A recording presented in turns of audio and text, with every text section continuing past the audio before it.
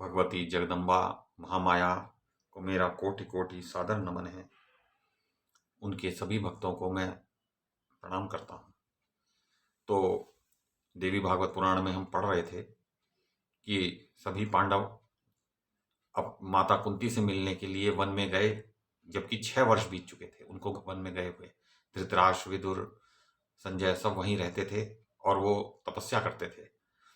तो जब वहां गए तो उधर जब ये विदुर जी ने शरीर छोड़ा तो उनका तेज, यानी वो स्वयं भी धृतराष्ट्र युधिष्ठिर से मिलकर एक हो गए। मतलब उनका जो जीवात्मा है वो युधिष्ठिर के जीवात्मा से मिलकर एक हो गया, क्योंकि उनका तेज युधिष्ठिर के मुख में समा गया। इसका अर्थ है कि युधिष्ठिर का बल दुगना बढ़ गया। दोनों ही धर्म के अंश हैं। उसके बाद में सबने ये प्रार्थना की व्यास जी से कि हे व्यास जी भी आ गए वहां पे मिलने के लिए, नारद जी भी आ गए और नगर के नागरिक भी आ गए, सब लोग, बड़ा समाज जुट गया वहां पर। तो सबने प्रार्थना की, व्यास जी आप हमें अपने मृत परिजनों का दर्शन कराने की कृपा करें, हम उनसे मिलना चाहते हैं। आप तो सर्वसमर्थ पुरुष हैं। देखिए, सिद्धि ऐसी होती है कि अगर किसी को कोई सिद्धि प्राप्त हो जाए और लोगों को पता चल जाए तो लोग बहुत तंग करते हैं, परेशान करते हैं। इसलिए कहा गया है कि सिद्धि को छुपा के रखना चाहिए, नहीं तो उससे उसका दुरुपयोग होने की संभावना रहती है और दुरुपयोग होने पर सिद्धि वापस चली जाती है। तो अब उन्होंने, व्यास जी चुप हो गए, क्या करते वो, और ये सब भी बड़े धार्मिक लोग थे जो प्रार्थना कर रहे हैं। तो उन्होंने देवी भुवनेश्वरी से प्रार्थना की, जो कि मणिद्वीप धाम की अधिष्ठात्री देवी हैं, और उनके ऐश्वर्य का वर्णन, प्रभाव का वर्णन इसी देवी भागवत पुराण के अंतिम स्कंध में आता है कि वो भुवनेश्वर देव के साथ रहती हैं वहां पर। भुवनेश्वर प्रकाश रूप से रहते हैं, देवी जो है साक्षात, और वो रोती रहती है, हर समय रुदन करती रहती है वो देवी, दूसरों के दुख, क्योंकि वो देखती है प्राणी कितने दुखी हैं, तो उनके निरंतर आंसू बहते रहते हैं। ये उनके विषय में ये सब वर्णन आते हैं, तो हम पढ़ेंगे। तो उन भुवनेश्वरी देवी ने कृपा करके फिर सब लोगों को स्वर्ग से बुलाया, सब नरेशों को, और सामने उपस्थित कर दिया। वहां आ गए वो सब उतर कर स्वर्ग से। तो उन्होंने लौटकर आए हुए अपने परिजनों को देखकर कुंती, गांधारी, सुभद्रा, उत्तरा एवं संपूर्ण पांडव मोह में पड़ गए। उन्हें बड़ा मोह हुआ कि ये कैसे आ गए, ये तो मर गए थे। तो व्यास जी अमित तेजस्वी पुरुष हैं। उन्होंने इंद्रजाल के समान यह घटना उपस्थित करके भगवती महामाया का ध्यान किया, क्योंकि उन्हीं की कृपा से तो हुआ ये सब। तत्पश्चात उन स्वर्गवासी वीरों के पुनः लौट जाने की व्यवस्था कर दी। तो वो रात भर वहां रहे और सुबह होने से पूर्व वहां से चले गए सब लोग जो स्वर्ग से आए थे। सब स्वर्ग में थे, कौरव भी स्वर्ग चले गए थे और पांडव भी, किसी को नरक नहीं मिला था। यह देखकर संपूर्ण पांडव मुनिगण रास्ते भर व्यास जी की चर्चा करते हुए हस्तिनापुर चले गए। देखो कितने तेजस्वी पुरुष हैं, और इन्होंने कितना बड़ा चमत्कार माता की कृपा से, देवी की कृपा से घटित कर दिया। सूत जी कहते हैं, इसके बाद तीसरे दिन ही वन में अनायास ही आग लग गई। अब वो भी जीवित नहीं रह पाए, जो लोग कुंती इत्यादि, ये व्या और धृतराष्ट्र और ये जो भी लोग थे, संजय, तो ये गांधारी, ये सब जलकर भस्म हो गए। अब वो सब जल के भस्म हो गए उस आग में। लेकिन उनकी इच्छा पूर्ण हो गई, जो मरे थे उनसे मिल लिए वो, क्योंकि वो कर्ण से मिलना चाहती थी। कुंती कर्ण को देखना चाहती थी, तो कर्ण भी सामने आ गया, तो उन्होंने देख लिया भाई कर्ण कैसा है। उसके बाद कुंती की मृत्यु हुई। तो उस समय संजय राजा धृतराष्ट्र को छोड़कर तीर्थ यात्रा करने गए हुए थे, संजय बच गए। नारद जी के द्वारा यह समाचार सुनकर राजा युधिष्ठिर बड़े दुखी हुए। अब नारद जी ने आके हस्तिनापुर में बताया कि भाई सब जल गए। तो कौरवों का संहार हो जाने के 36 वर्ष बाद, अब ये तो 18 वर्ष बाद की घटना थी जब ये सब, उसके भी 18 वर्ष बाद यानी 36 वर्ष बाद यादवों का भी संहार हो गया। उधर द्वारकापुरी में जो यादव जिनके बीच में भगवान श्री कृष्ण रहते थे, उनमें परस्पर युद्ध हो गया। प्रभास क्षेत्र में युद्ध हुआ और सबने एरका नाम की घास से एक दूसरे पर प्रहार किया, जो लोहे की बनी हुई थी। इसके बारे में सब कथा आती है कि वो मूसल का चूरा करके समुद्र में बहा दिया था। ऋषियों ने श्राप दिया यादवों को, तो जिससे वो आपस में लड़के समाप्त हो गए। तो ये सब बातें आती रहती हैं पुराणों में, भांति भांति से वर्णित है। तो यों भगवान श्री कृष्ण और बलराम के सामने ही वे सभी काल के गाल में चले गए। तो वो यादव जिनको कोई हरा नहीं सकता था, जिनके लिए भगवान श्री कृष्ण ने एक दिन के लिए स्वर्ग को धरती पर उतार दिया था, अप्सराएं वहां आ गई थी, सबने बड़ा समुद्र में बड़ा ही आनंद मनाया, अप्सराओं के साथ आनंद किया। उसके बाद वो सब लड़के और नष्ट हो गए। बलराम जी ने भी शरीर त्याग दिया, कृष्ण जी ने भी जो है शरीर त्याग दिया, ये तो सब जानते हैं। भगवान श्री कृष्ण बहेलिये के बाण के व्याज से अंतर्धान हो गए, उन्होंने छुप गए, अपने धाम को चले गए। श्री कृष्ण साक्षात हरि हैं, पूर्व शाप की रक्षा करने के विचार से उन्होंने यों लीला संवरण की। तो उन्होंने उनको एक शाप मिला था कि वो बहेलिये के तीर से तुम्हारी मृत्यु हो जाएगी, किसी कारणवश शाप मिला था।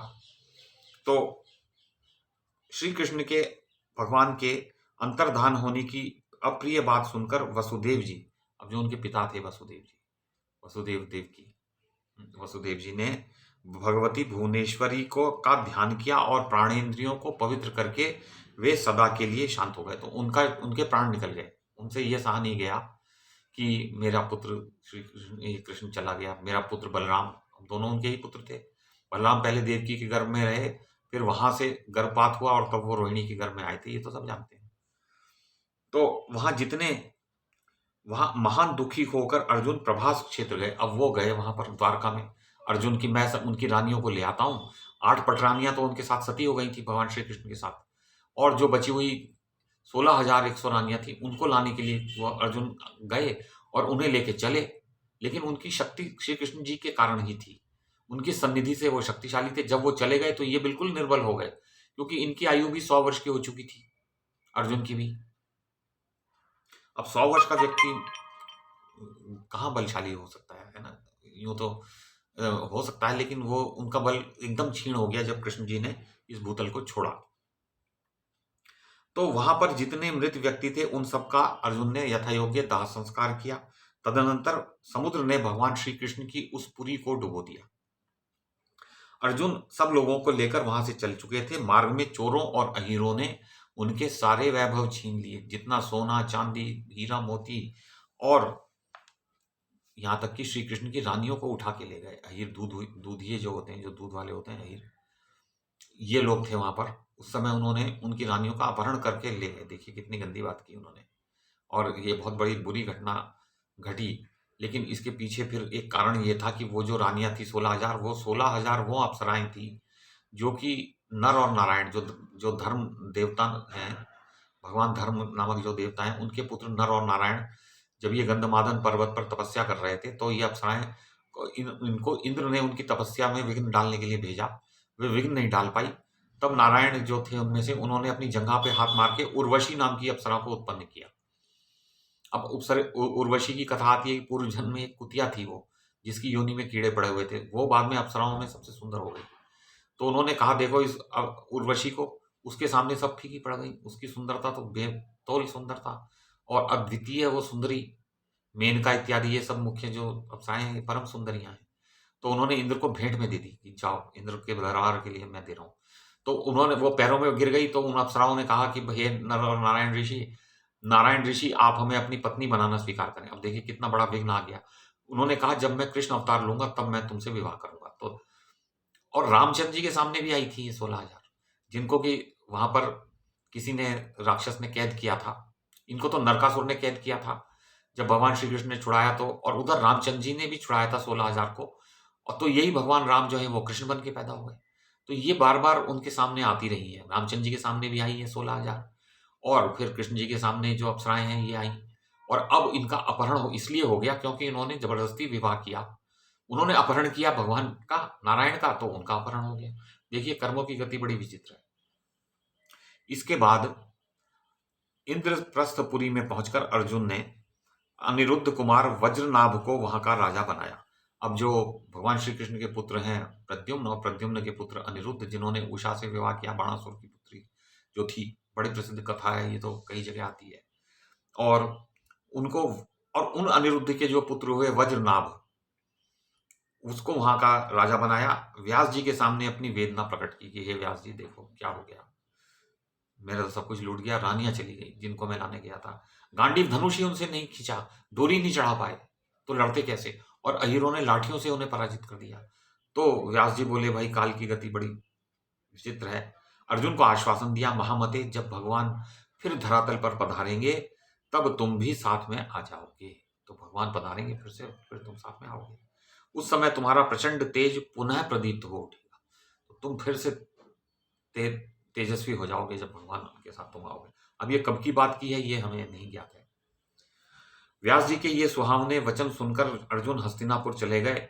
उन्होंने महान खेद प्रकट करते हुए सारी बातें युधिष्ठिर से कह सुनाई।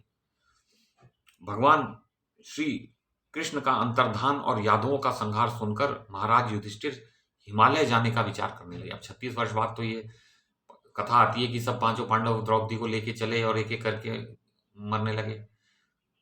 तो ये सब ये कथाएं आगे चलेगी पांडवों की भी। तो फिर हम देखेंगे उन्होंने उत्तरानंदन महाराज परीक्षित को राज्य पर अभिषिक्त किया। तो अर्जुन के जो पुत्र अभिमन्यु के पुत्र परीक्षित, उनको वहां का राजा बनाया हस्तिनापुर का। तो उस समय परीक्षित 36 वर्ष के हो गए थे और तदनंतर महाराज युधिष्ठिर ने द्रौपदी और भाइयों के साथ हिमालय की यात्रा कर दी। तो फिर हम कल देखेंगे कि आगे क्या होता है, हिमालय यात्रा के प्रसंग के आगे और क्या होता है, आगे क्या होगा। परीक्षित जी की मुख्यतः कथा इसमें आएगी कि उनको तक्षक सांप ने काट खाया, जिससे 36 वर्ष की छोटी सी आयु में ही वो चल बसे। अच्छा, तो प्रणाम। भगवती जगदम्बिका महामाया को मैं प्रणाम करता हूं।